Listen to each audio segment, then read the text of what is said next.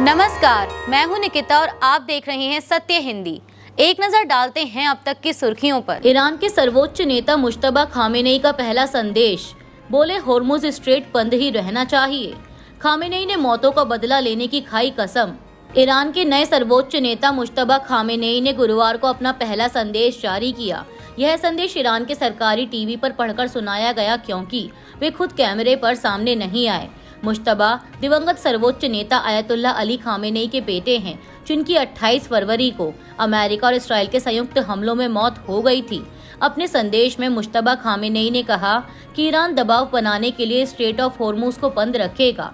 उन्होंने कहा कि पड़ोसी देशों के साथ ईरान की नीति दोस्ती की है। इसके साथ ही उन्होंने इन देशों को अमेरिकी ठिकानों को बंद करने की सलाह दी। मुश्तबा का कहना है कि ईरान इन ठिकानों को निशाना बनाना जारी रखेगा। मुश्तबा ने अपने पिता और मारे गए ईरानी नागरिकों की मौत का बदला लेने की भी बात कही। उन्होंने कहा कि ईरान मारे गए अपने लोगों का बदला लेने से हिचकिचाएगा नहीं। उन्होंने मिनाब शहर के एक लड़कियों के स्कूल पर हुए हमले का जिक्र किया, जिसमें ईरानी अधिकारियों के अनुसार करीब 170 लोग, जिनमें 110 बच्चे शामिल थे, मारे गए। मुश्तबा ने यमन के हूती और इराक के सशस्त्र गुटों का समर्थन के लिए धन्यवाद दिया। रिपोर्टों के मुताबिक हालिया हमलों में मुश्तबा भी घायल हुए थे, लेकिन वे सुरक्षित स्थान पर हैं और सार्वजनिक रूप से सामने नहीं आ रहे हैं। यह बयान तब आया है जब ईरान और अमेरिका इसराइल के बीच युद्ध जारी है और वैश्विक तेल बाजार पर इसका असर बढ़ता जा रहा है। ईरान के नए सुप्रीम लीडर मुश्तबा खामेनेई ने गुरुवार को अमेरिका और इसराइल के साथ युद्ध शुरू होने के बाद से हुई मौतों का बदला लेने की कसम खाई और कहा कि यह उनकी टॉप प्राथमिकताओं में रहेगा। खामेनेई ने सरकारी टेलीविजन पर पढ़े गए एक बयान में कहा कि ईरान इस बदले का कुछ हिस्सा अब तक ठोस रूप से ले चुका है, लेकिन जब तक यह पूरी तरह से हासिल नहीं हो जाता, यह मामला हमारी प्राथमिकताओं में रहेगा।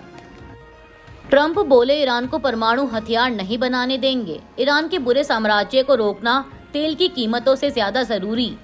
अमेरिका के राष्ट्रपति डोनाल्ड ट्रंप ने गुरुवार को कहा कि ईरान को न्यूक्लियर हथियार बनाने से रोकना तेल से होने वाले मुनाफे की चिंता से ज्यादा जरूरी है।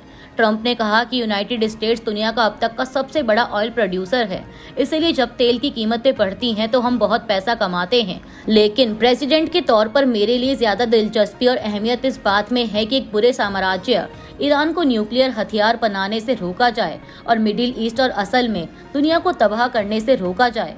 मैं ऐसा कभी नहीं होने दूंगा। ईरानी न्यूज एजेंसी फार्स के मुताबिक इस्लामिक रेवोल्यूशनरी गार्ड कोर यानी IRGC ने गुरुवार सुबह खाड़ी में एक अमेरिकी जहाज पर हमला किया। फार्स का कहना है कि अमेरिकी जहाज को आज सुबह खाड़ी के उत्तरी हिस्से में निशाना बनाया गया। एजेंसी ने यह भी कहा कि जहाज ने IRGC की चेतावनियों का पालन नहीं किया। इराक के जल क्षेत्र में परसा के पास 2 तेल टैंकरों पर हमला हुआ। इनमें से एक सेफ सी विष्णु नाम का जहाज अमेरिका का है और इसमें मार्शल आइलैंड्स का झंडा लगा होता है। फार्स ने एक वीडियो भी साझा किया जिसके बारे में उसका कहना है कि इसमें सेफ सी विष्णु पर हमले का पल दिखाया गया है। वीडियो में रात के समय पानी में मौजूद एक जहाज पर बड़ा विस्फोट होता दिखाई देता है। जेल से सोनम वांगचुक का संदेश, बोले एक्टिविज्म से पीछे नहीं हटूंगा। क्लाइमेट एक्टिविस्ट सोनम वांगचुक, जो इस समय जोधपुर सेंट्रल जेल में बंद हैं, ने कहा है कि उन्होंने एक्टिविज्म से दूरी नहीं बनाई है। उन्होंने 12 मार्च को सोशल मीडिया प्लेटफॉर्म एक्स पर लिखा कि लद्दाख के लिए उनका संघर्ष पहले की तरह ही जारी रहेगा, लेकिन इसके लिए साफ कोई एकता और सच्ची बातचीत जरूरी है। इससे पहले उनकी पत्नी गीतांजलि अंगमो ने एक इंटरव्यू में कहा था कि रिहाई के बाद वह आंदोलन की जगह बातचीत के रास्ते से लद्दाख के लिए संवैधानिक सुरक्षा की मांग जारी रखेंगे। गौरतलब है कि वांगचुक पिछले कई सालों से लद्दाख के अधिकारों के लिए आंदोलन कर रहे हैं और पिछले 5 साल में वह 5 बार भूख हड़ताल कर चुके हैं।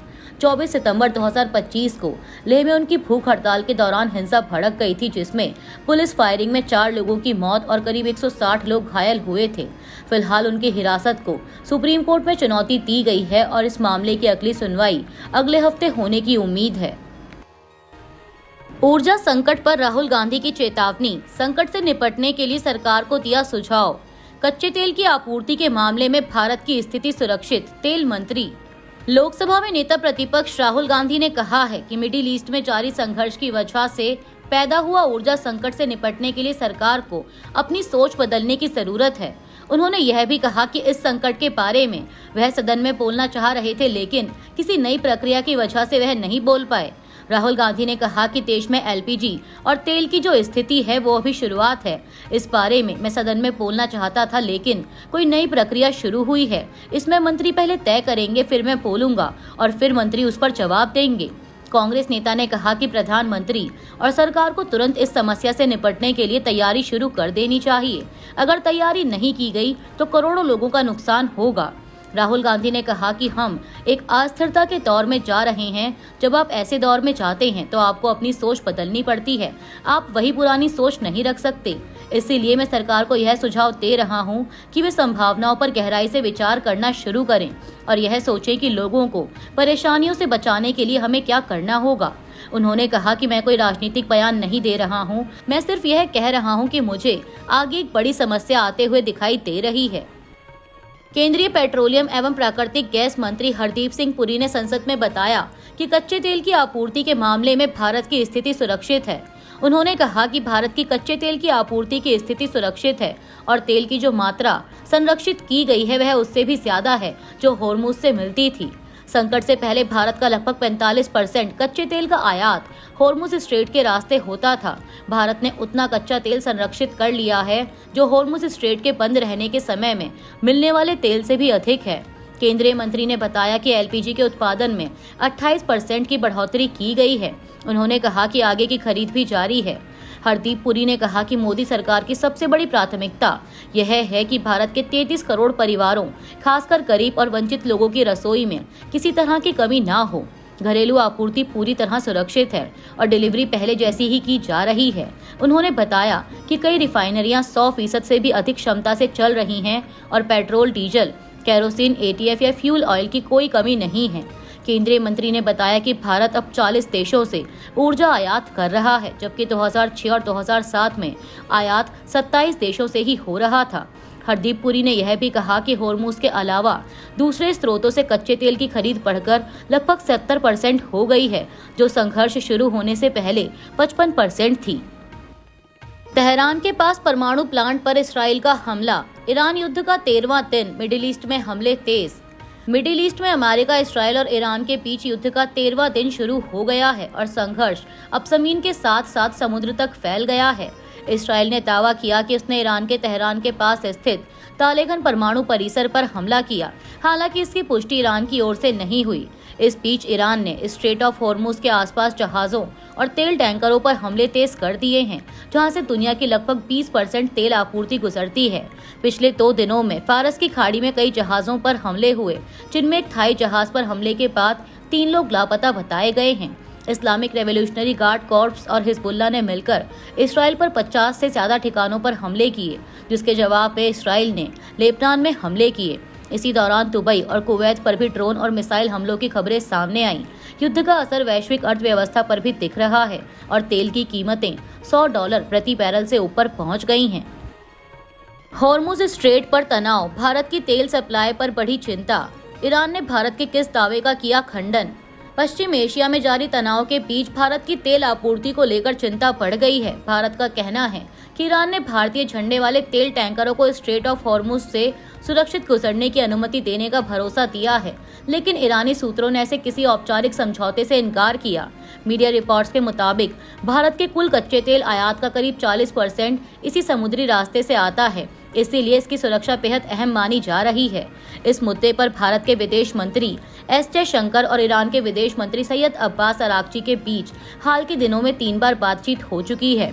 भारत के मुताबिक इस क्षेत्र में 28 भारतीय झंडे वाले जहाज और 778 भारतीय नाविक मौजूद हैं, जिनकी सुरक्षा पर लगातार नजर रखी जा रही है। रिपोर्टों के अनुसार 28 फरवरी को संघर्ष शुरू होने के बाद से अब तक होर्मुज के आसपास कम से कम 16 जहाजों पर हमले हो चुके हैं। ईरान ने चेतावनी दी है कि अगर तनाव और बढ़ा तो वैश्विक तेल कीमतें $200 प्रति बैरल तक पहुंच सकती हैं। अली खामेनेई की मौत पर प्रतिक्रिया में देरी क्यों हुई? आरोपों पर विदेश मंत्रालय ने दिया जवाब। भारतीय विदेश मंत्रालय ने ईरान के supreme leader ayatollah Ali Khamenei की मौत पर 5 दिन की देरी से शोक पुस्तिका पर हस्ताक्षर करने के सवाल पर प्रतिक्रिया दी है। विदेश मंत्रालय के प्रवक्ता रणधीर जायसवाल ने साप्ताहिक प्रेस ब्रीफिंग में कहा कि मैं स्पष्ट करना चाहता हूं कि जिस दिन शोक पुस्तिका पहली बार खोली गई थी उसी दिन 5 मार्च को विदेश सचिव ने भारत सरकार की ओर से ईरानी दूतावास में इस पर हस्ताक्षर किए थे। उन्होंने यह भी कहा कि टिप्पणीकारों को महत्वपूर्ण मामलों पर सार्वजनिक रूप से बोलने से पहले खुद को अपडेट कर लेना चाहिए और इस तरह की गलत जानकारी पर आधारित टिप्पणियों से बचना चाहिए। गौरतलब है कि आयतुल्ला अली खामेनेई के अमेरिका और इसराइल के हमले में मारे जाने के बाद भारत सरकार ने कोई बयान जारी नहीं किया था।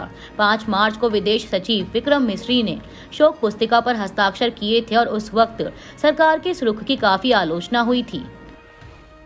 जंग खत्म करने के लिए ईरान की 3 शर्तें, मुआवजा और सुरक्षा गारंटी की मांग। ईरान के राष्ट्रपति मसूद पेजेश्कियान ने अमेरिका और इसराइल के साथ चल रही जंग को खत्म करने के लिए 3 बड़ी शर्तें रखी हैं।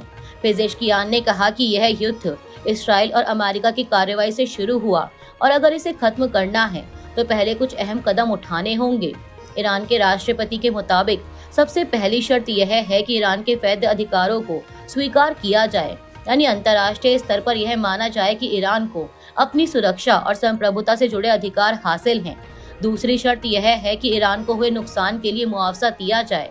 पेजेश्कियान का कहना है कि युद्ध और हमलों में जो नुकसान हुआ है उसकी भरपाई करनी होगी। तीसरी और सबसे अहम शर्त है कि भविष्य में ईरान पर दोबारा हमले ना हो, इसके लिए अंतर्राष्ट्रीय स्तर पर ठोस गारंटी दी जाए।